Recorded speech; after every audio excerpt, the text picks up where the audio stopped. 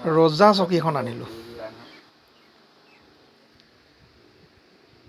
আগৰ দিনৰ ৰজাবোৰে বহিছিলে সেনেকুৱা চকী এখন আনিলোঁ ফ্লিপকাৰ্টৰ পৰা। চাওক পেকেটিং চাওক, এইখন ধুনীয়াকৈ নাম চাম সৈতে আহিছে, এড্ৰেছ সৈতে। পেকেটিং চাওক, ফ্লিপকাৰ্টৰ পৰা আহিছে, কি ধুনীয়া পেকেটিং। ক'ৰবাত আপোনাৰ দুখ পাবলৈও নাই, দাগ লাগিবলৈও নাই। এনেকুৱাকৈ যদি কোনোবা দোকানৰ পৰা যদি কিবা কিনি আনক, আপোনাক এনেকুৱাকৈ পেকেটিং কৰি নপঠিয়ায়। এখন চকীয়ে হয়, কিন্তু ৰজা দিনৰ চকীয়ে আৰু অলপ কম দেখাম আৰু খুলি মেলি চাওক কি ওলায়। পেকেটিং চাওক, পলিথিনটো খুলি মেলি খোলোতে বহুত দেৰি লাগিলে। তাৰ ওপৰত আকৌ ডাঠ কাগজ দিছে। ডাঠ কাগজটোৰ ভিতৰত আৰু একেখিনি আছে, এই কিবা স্পঞ্জ টাইপৰ। দুখ নাপাবলৈ ইমানেই ধুনীয়া পেকেটিং কৰি দিছে।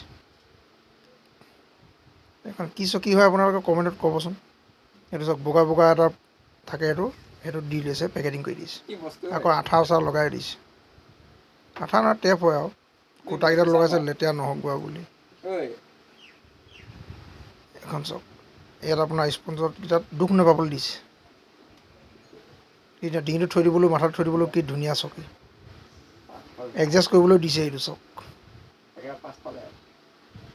ইয়াত দি দিলে নামি আহিব, আপোনাৰ মাথাটো মানে ধুনীয়াকৈ এডজাষ্ট কৰিবলৈ দিছে। আৰু লোহাৰ ফ্ৰেমৰ হয় এইটো।